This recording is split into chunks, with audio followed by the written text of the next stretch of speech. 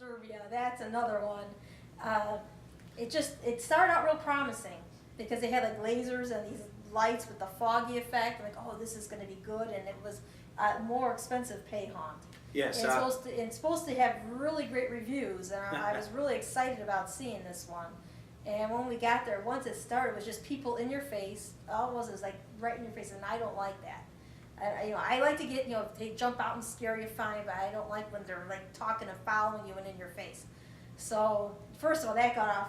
I didn't enjoy that to begin with. But then, like about 3/4 of the way through, there's a room where you actually go into a cage, and they actually, and then of course there's a bunch of other people with you. You aren't by yourself.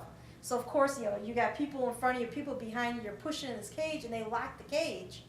And I didn't like that at all, because if there was a fire or something happened, I mean, it's a death trap.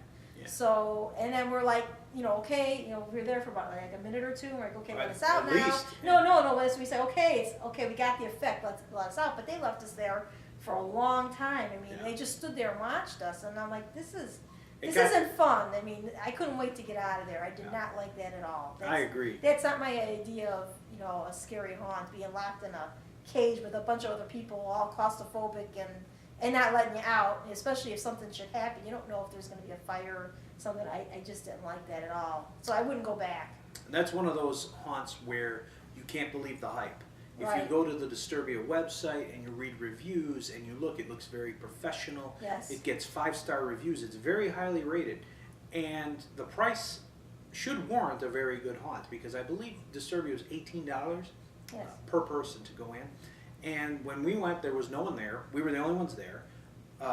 Outside of the haunt, that is. We had no wait, so there's no negative for the wait or anything Right, no, like that. We nothing went like right that. in, and it did start out very nicely. It started out pretty creepy, but it wound up being the same thing again and again. In fact, they led us through these chain link mazes over and over again too, Yes. with the same That's actors with like a strobe light in your face, in your and it gets face. really boring. Uh-huh. And I was, after about 5 minutes, I was ready to go too. And then that was before we got locked in the cage. When we got locked in the cage, I was really ready to I was go. ready to climb over because It it was was- like, because it was only so high, I didn't go up to the ceiling, and I was ready to just climb out if I could. Yeah, it was And not I didn't fun. like it.